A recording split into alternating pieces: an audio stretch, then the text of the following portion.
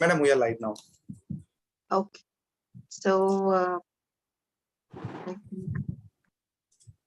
So good evening, doctors and all the participants. I, Shuman, on behalf of Shield Healthcare, welcoming you all in today's session with Dr. Sayamstuti Pattanaik, madam, on recent developments in GDM. And it's my honor to introduce madam. Madam is the senior consultant, obstetrics and gynecologist, laparoscopy surgeon and infertility specialist, Shanti Memorial Hospital, Rourkela, Odisha. And madam has many degrees in terms of this fellow in minimal access surgery from Belgium, fellow in reproductive medicine, and a fellow in fetal medicine also. So in terms of academic activities, Madam also received many awards to her credit, and she recently she has received the winner of Best Paper CS Town Prize in AICOG 2022. So with this short introduction, I request Madam to take over the session, and meanwhile I request all the participants for your active participation, and please post your queries on the QA dashboard of the Shield Connect page. So once the talk will be over, we shall have a short discussion on this topic with Madam. So thank you very much, Madam, once again for your valuable time, and over to you for further questions. Thank you very much. Thank you, Suman. Thank you so much, and thank you to everyone on the team of Shield for giving me this opportunity again and again, so that I can update myself and also people who are interested to keep themselves academically updated and for everybody's best interest. I think I can share the slides now. Yes, ma'am. Okay.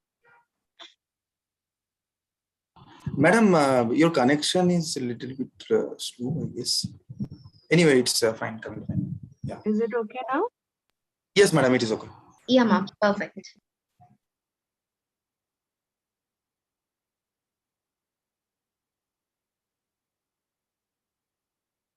Okay. So you can see the first slide, everyone?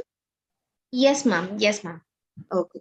So before I start my presentation, I would like to tell you that why are we going to discuss about gestational diabetes mellitus? You must be finding so many presentations coming every now and then regarding this, because, you know, as we know that India has become the almost the diabetic capital of the world, and genetically we are definitely 10 to 11 times more prone as Indians than the Caucasian population. Various studies have proven that to get hyperglycemic and to get type 2 diabetes mellitus. So I think our genes are loaded in the gun, but our lifestyle is the trigger. So it is our responsibility to recognize what we have been gifted genetically, and then act accordingly so that we can prevent. As we all know, prevention is better than cure.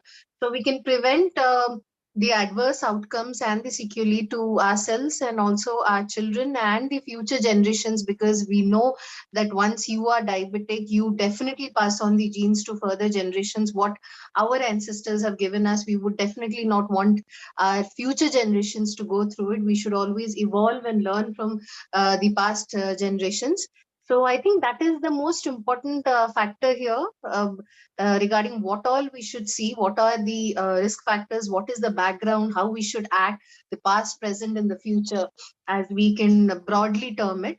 And let's see what are the recent advances or recent developments in the management or in the various pathophysiologies or different genres that are related to gestational diabetes mellitus. As we know, it is defined as impaired glucose intolerance with onset or first recognition during pregnancy.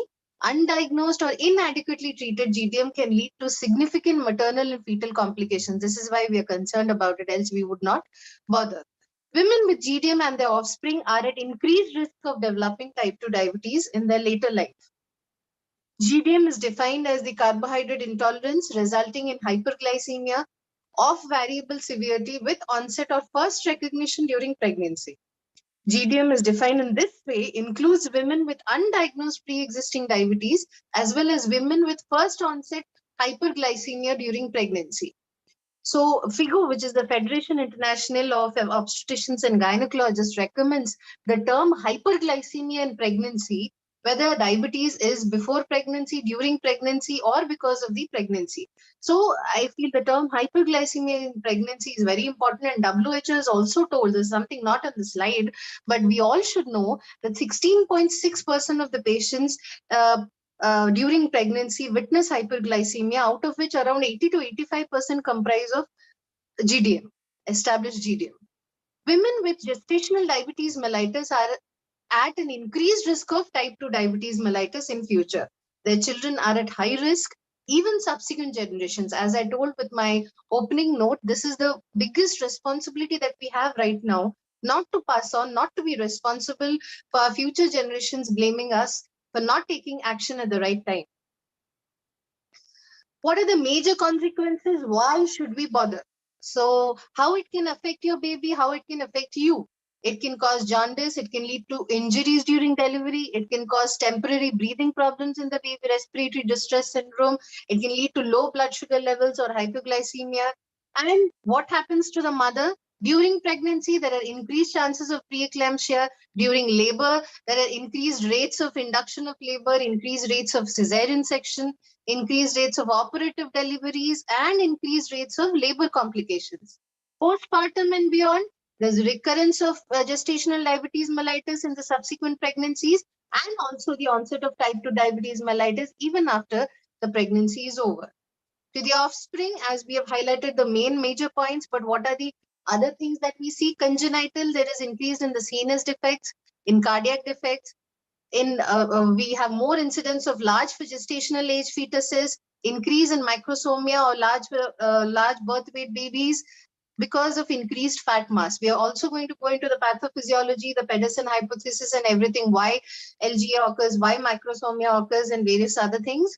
Neonatal complications, what do we see? Prematurity, perinatal asphyxia, respiratory distress, metabolic complications, hypoglycemia and hypocalcemia, polycythemia and hyperviscosity, low iron stores, hyperbilirubinemia, cardiomyopathy. What are the long-term outcomes that we see? Increased rates of obesity, childhood obesity and other things, increased rates of type 1 and type 2 diabetes mellitus both, and increased rates of metabolic syndrome. So it is very, very important that the glycemic control is maintained throughout pregnancy, because it can lead to an array of problems and beyond, which we cannot even imagine. So gestational diabetes, what are the facts and statistics? About 4 million people are affected by GDM in India at any given point of time.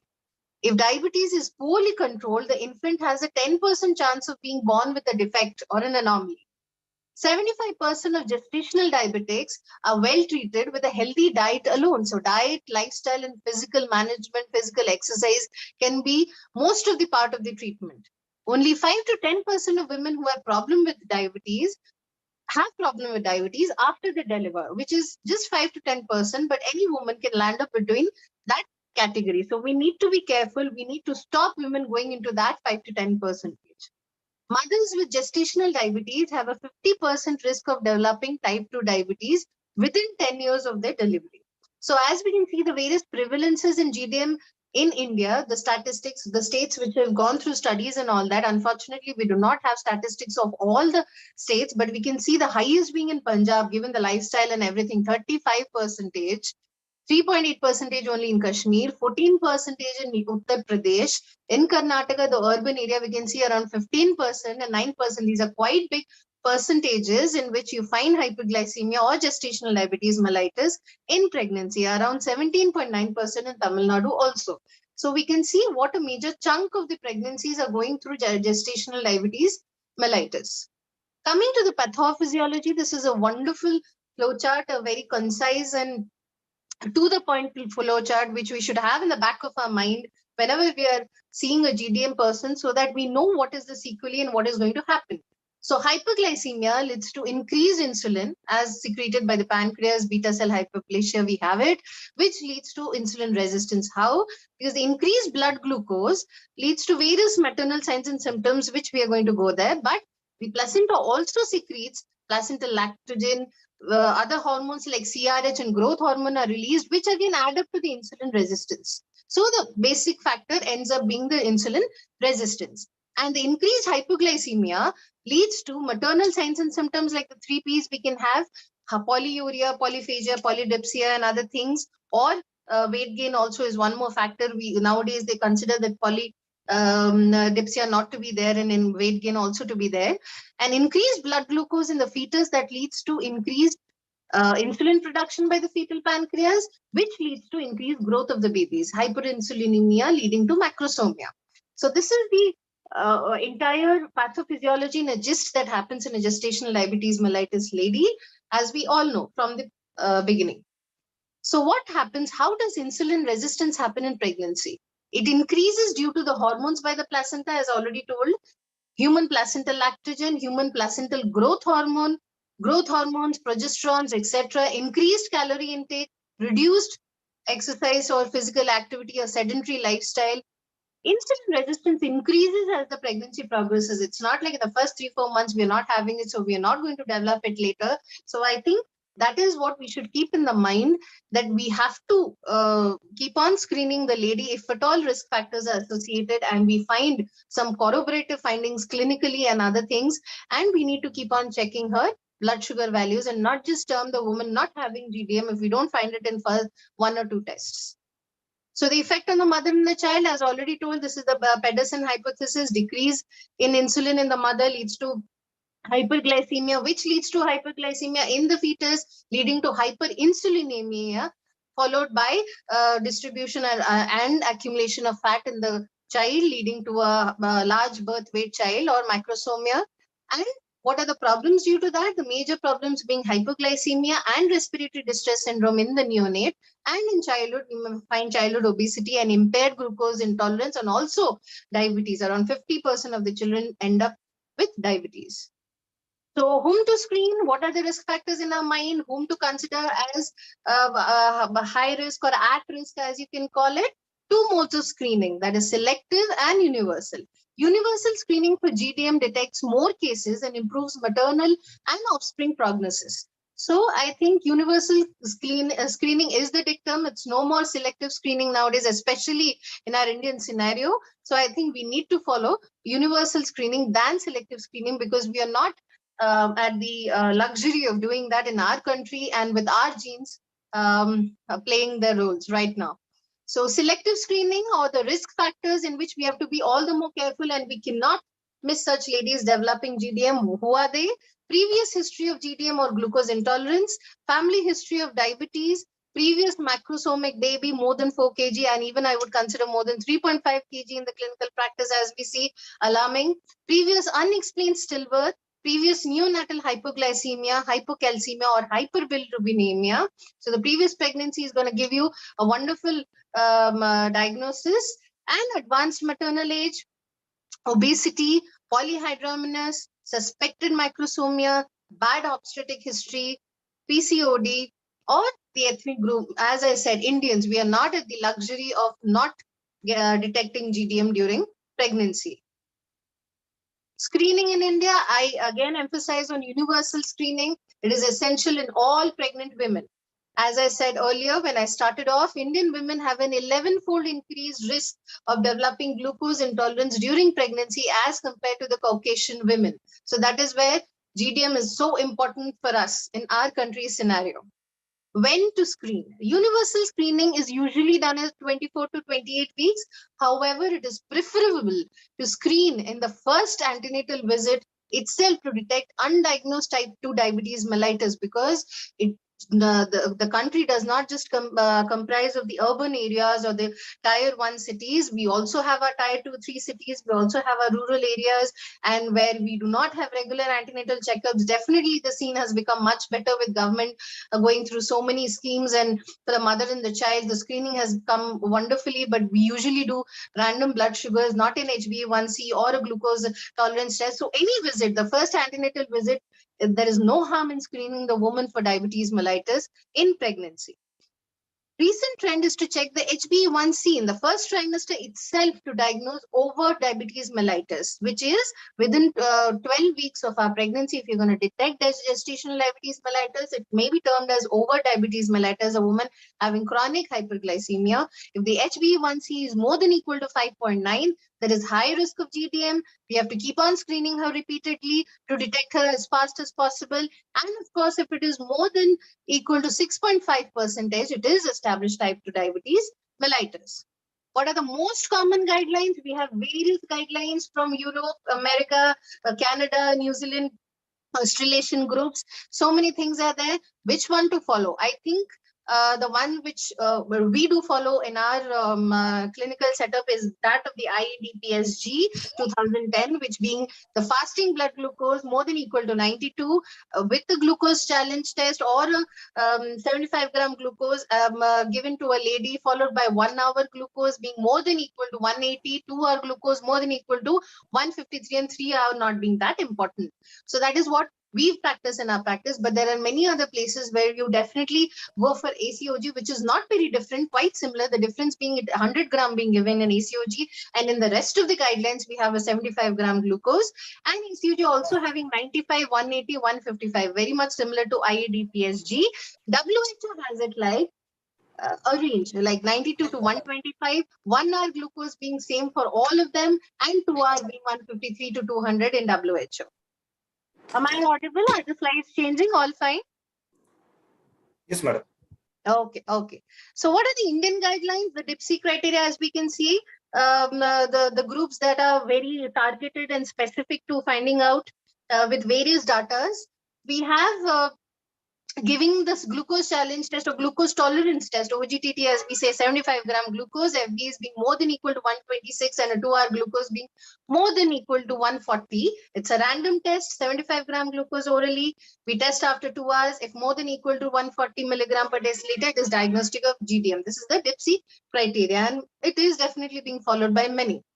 Identification of GDM, screening and testing update of 2021 by Foxy. So as we are talking about the recent development, I think this is the most important one that we should remember by the Endocrinology Committee of Foxy. For GDM, the oral glucose tolerance test, or the OGTT, is generally the diagnostic test of choice during the first antenatal visit between 24 and 28 weeks of gestation. A plasma blood sample is obtained following an overnight fast, and that 75-gram or 100-gram glucose load is given, and further plasma blood sample is obtained after 1, 2, or 3 hours. GDM is diagnosed depending on the criteria used if 1, 2, or more glucose levels are equaled or exceeded. The American College of Obstetricians and Gynecologists and the UK National Institute of Health and Care Excellence, or the NICE, recommends that women who have had GDM in a previous pregnancy should be offered diagnostic testing.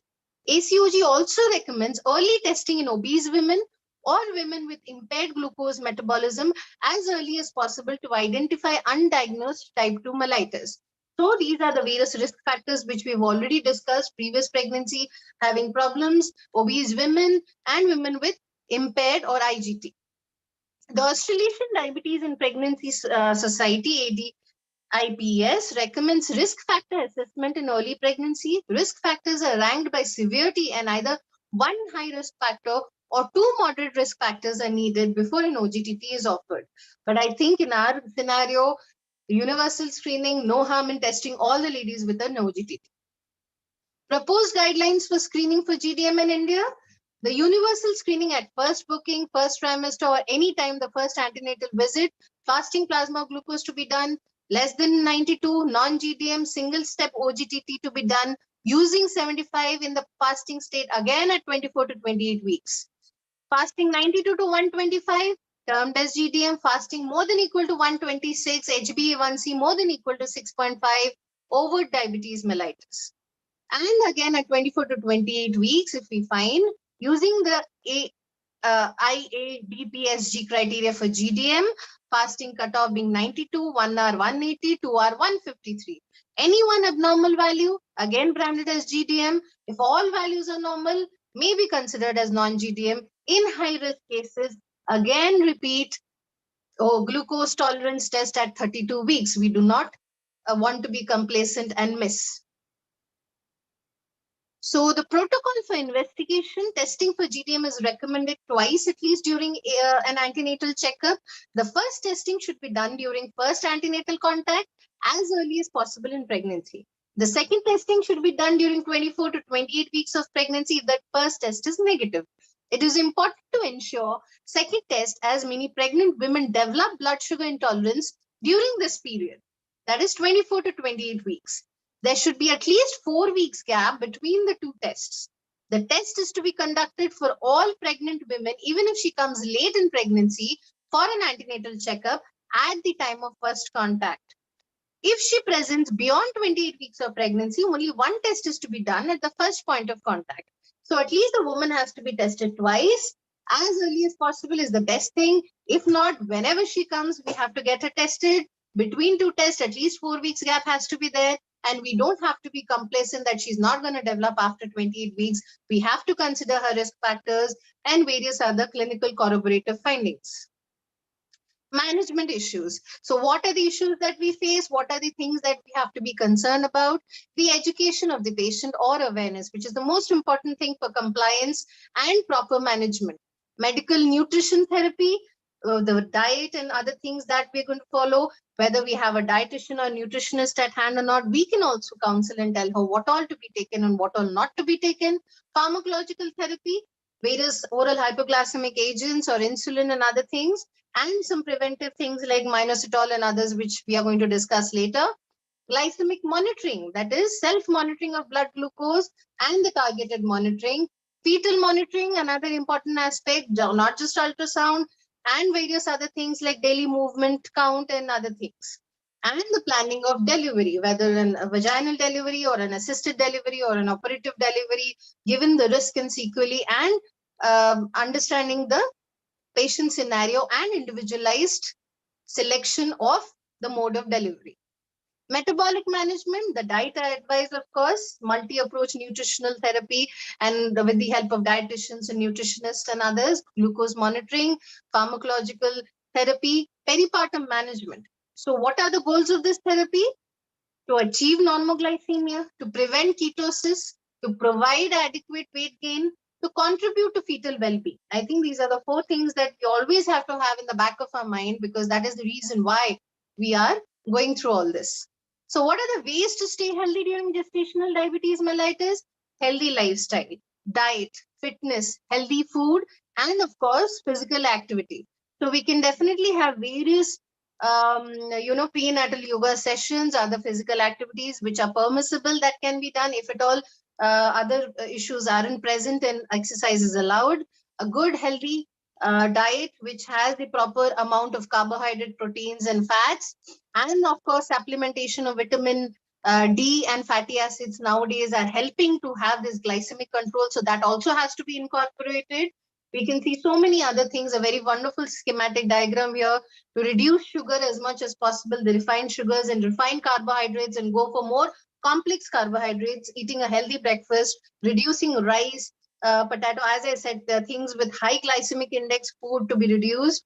We take our prescribed medicines or the supplements of vitamin D and fatty acids. We need to sleep well and reduce our stress. We need to reduce other toxic substances like alcohol, smoking, and caffeine. We need to monitor our blood sugar levels regularly, self-monitoring, because it would not be possible always to go to the lab and get ourselves tested.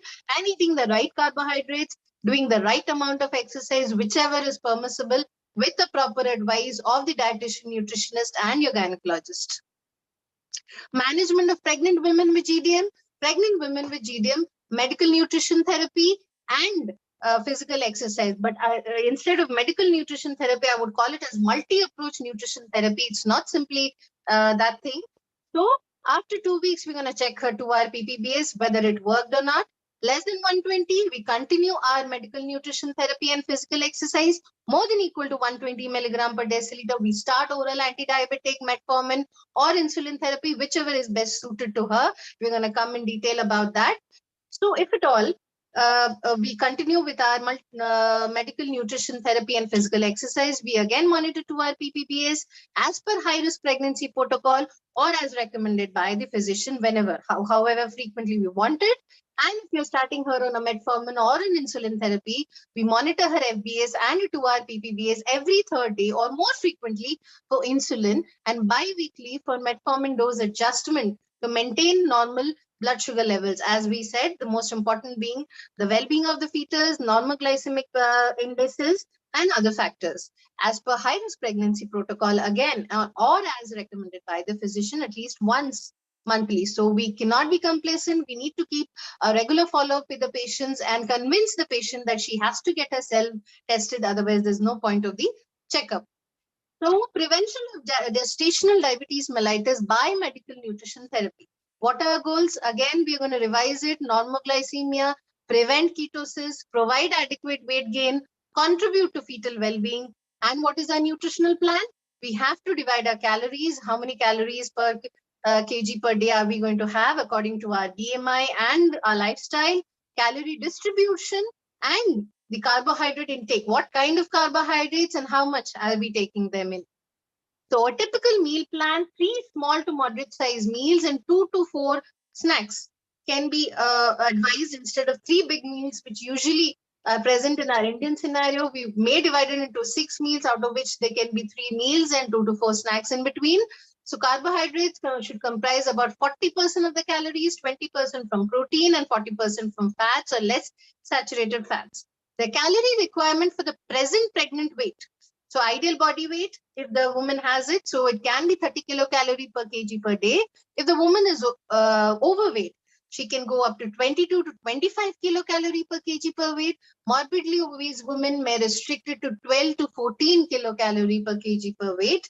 And underweight women can definitely go up to 40 kilocalorie per kg per weight. This is approximately how we have to adjust it, and we have to count our calories because that's really, really important. So glucose monitoring, ideally 4 times in a day, every day. At home, self-monitoring of blood glucose, as we call it, SMBG.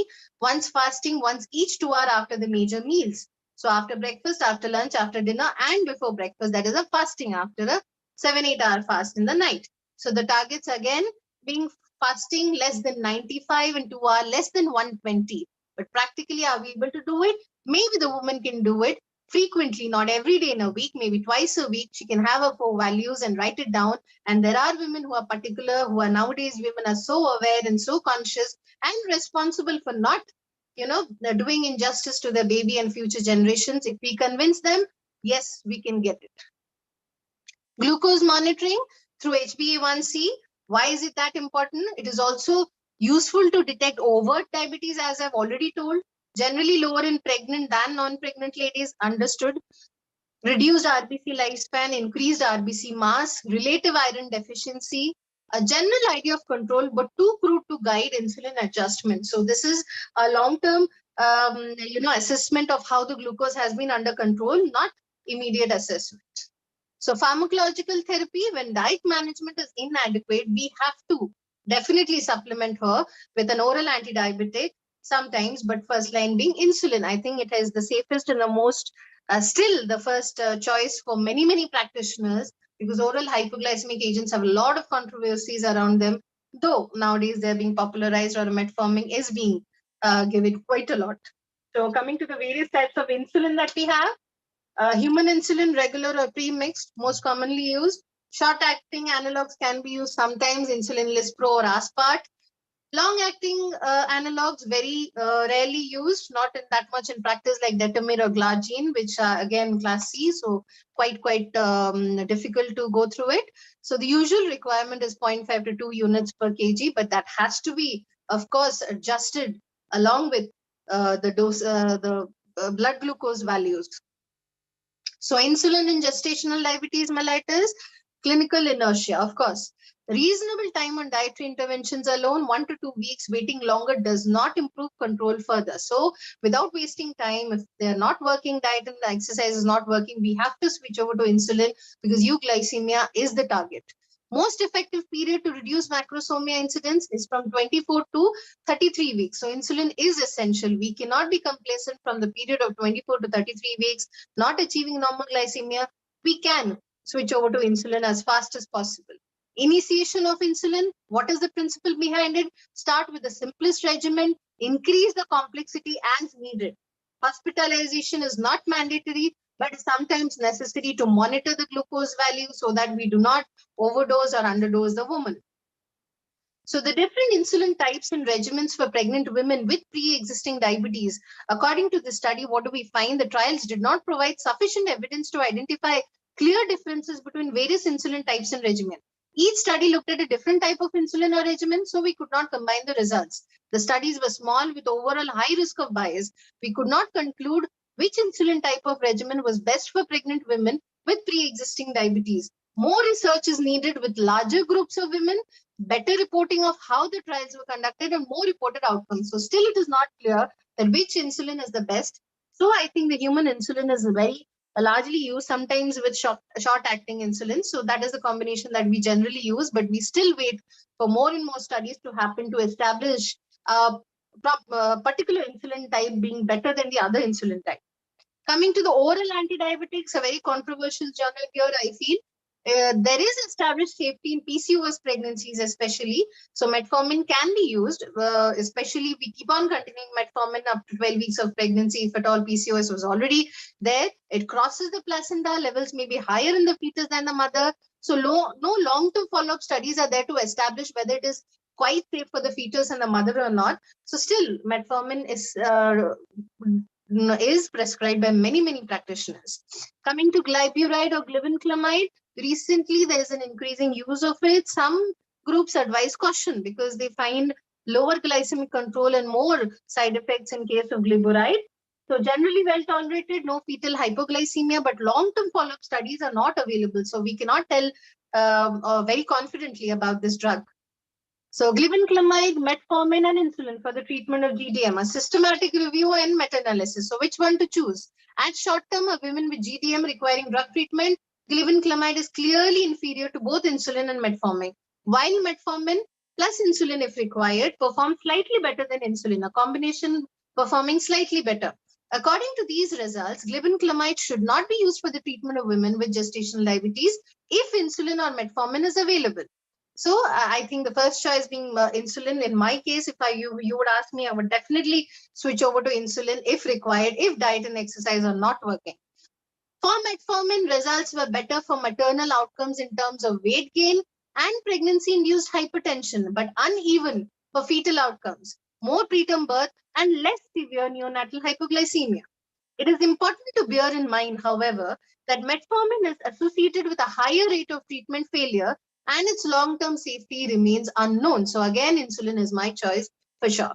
Oral anti-diabetic pharmacological therapies for treatment of women with gestational diabetes, another study, as we can see, there is not enough high quality evidence available to guide us on if oral medication has better outcomes for women with GDM and their babies compared with the placebo, or if one oral medication has better health outcomes than another oral medication. Because we are still unclear, further research is needed. Future studies should be encouraged to report on the outcomes suggested in this review, and in particular the long-term outcomes for the woman and the infant that they have been poorly reported to date.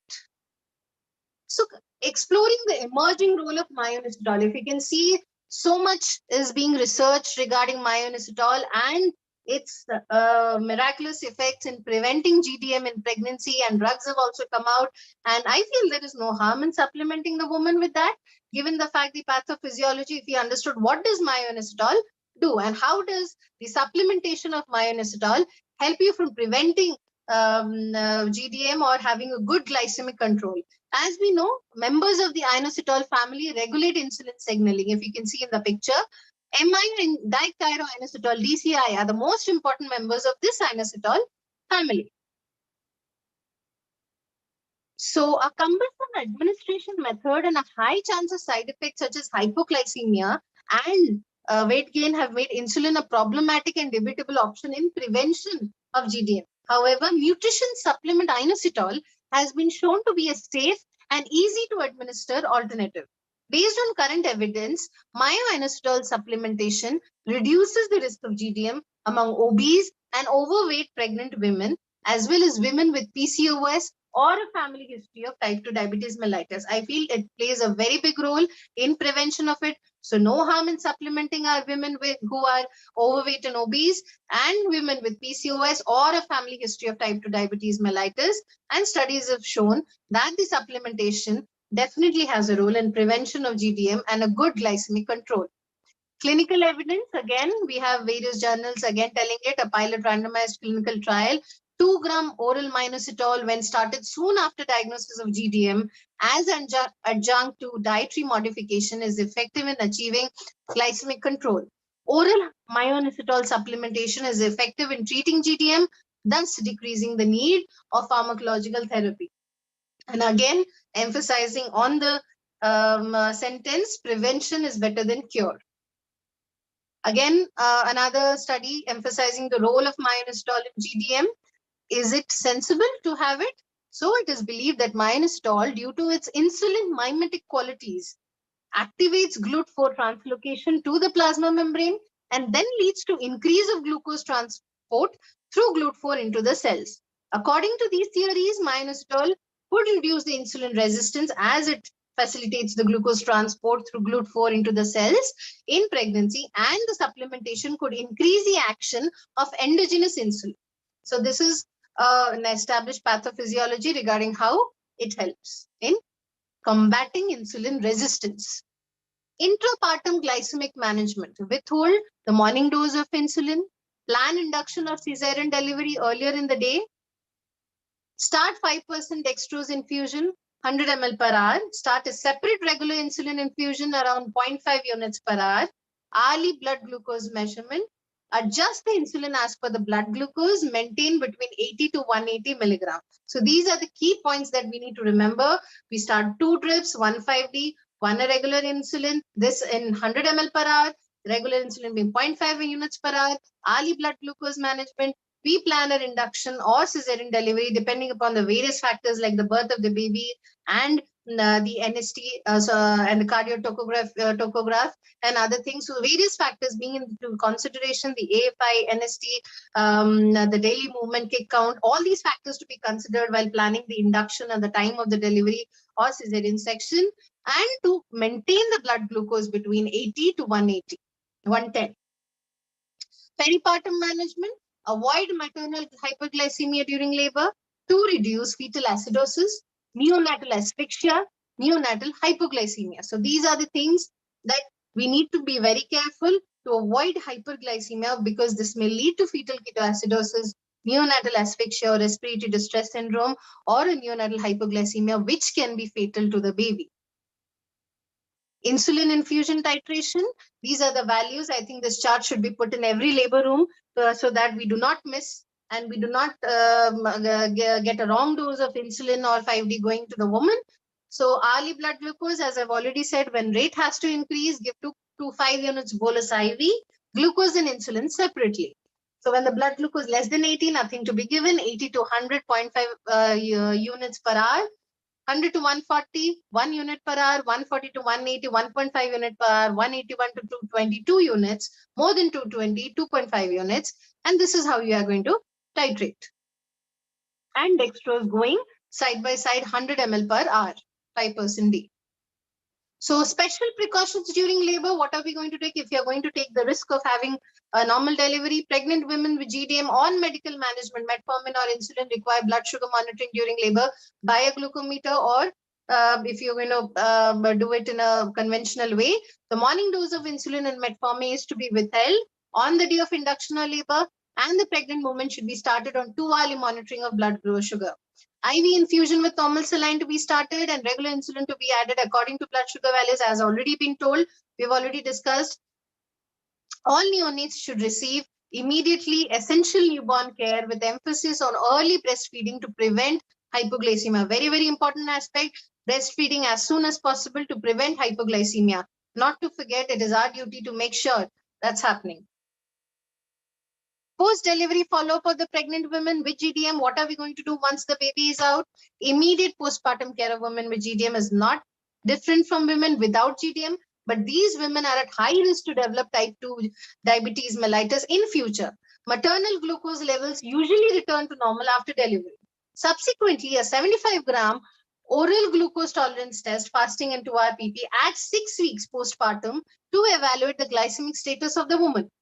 Pregnant women with GDM and their offsprings are at increased risk of developing type 2 diabetes mellitus later in their life. So Regular subsequent follow-up and screening is very, very important. They should be counseled for a healthy lifestyle and behavior thereafter, not just it's over, so it's over, particularly with the role of diet and exercise playing a major role, because that has to be prevented in the subsequent pregnancies later on in life, and also the offsprings have to be counseled in the way if there is a family history of it. So what are the various take-home messages? What did we learn out of the recent developments that have happened? What are we going to do with them? GDM can be easily controlled by diet, that is medical nutrition therapy, and exercise, the first line of treatment, the first choice by everyone. Only in few women in whom the blood sugar is not controlled by diet and physical exercise, oral antidiabetics like metformin or insulin injections are required. Again, insulin being a winner in this place. GDM can be treated with oral metformin tablets as they do not harm the fetus as per many studies, but again, long-term outcomes have to be evaluated. Insulin will be stopped in most of the cases after pregnancy, but again, 6 weeks postpartum screening is important, and thereafter injecting insulin over abdomen is 100% safe. So patient education and awareness is very, very important. If compliance is not happening, because insulin injections, taking it again and again, becomes quite cumbersome to the patient, and we do not achieve normal glycemic control due to that reason. Modification of diet is very easy. Sweets should be avoided at all times. And of course, as I already told, the food with high glycemic indices like rice and potato and other things can be avoided with a balanced diet with 40% carbohydrate, 20 protein and 40 fats. If blood sugar is controlled, patient and a baby both are safe and healthy. So normal glycemic status with other fetal monitoring, like a daily fetal movement count towards the later stages of pregnancy, normal regular antenatal checkups with evaluation of the liquor and the biophysical profile, and other things, monitoring the weight of the baby, monitoring the liquor quantity, monitoring the weight of the woman. So many factors are involved. Also monitoring the hypertension and risk factors for preeclampsia. These are the various things that we are going to check, and the risk factors which are involved. So the clinical corroboration along with not just blood sugar will help us in achieving the best management of gestational diabetes mellitus. Pregnant women with GDM should deliver at health facilities. Of course, it has to be an institutional delivery. This is for the rural setup. We cannot just let her do that, because if there is macrosomia, there is a large birth weight baby, it will be really a catastrophe delivering at home and not in proper health facilities, where we do not have facilities for assisted delivery or a neonatal intensive care unit, or preventing various problems like respiratory distress syndrome or a shoulder dystocia or hypoglycemia of the neonate. It will help in management of any complications which can be countered during delivery. And of course, immediate breastfeeding, if possible, is the best for the baby. I think there is no boon in this world like that of the mother's milk. It takes care of everything in this world. So we're going to definitely promote breastfeeding as fast as possible. And the most important thing being, with all this, the patient has to have trust in you, so that the compliance become 100% and you can give the best treatment to the patient, because the patient understands why she's doing a certain thing. It will be done. And the most important being a positive approach, that yes, if we are going to get it genetically or for many other reasons, we are going to fight it, we are going to defeat it, and we're going to have beautiful generations thereafter. So I think I have tried to speak everything about the recent advances in gestational diabetes mellitus, though there are so many other things. So many groups all over the world are working on it. So many criteria are coming up. But I think in our regular practice, these are the few things that we need to keep in the back of our mind to give the best treatment to our women, to our patients. Thank you, everyone. I think I would end my presentation here. Thank you very much, madam, for the excellent presentation. Just give me 1 minute time, ma'am, to check the questions. Yeah,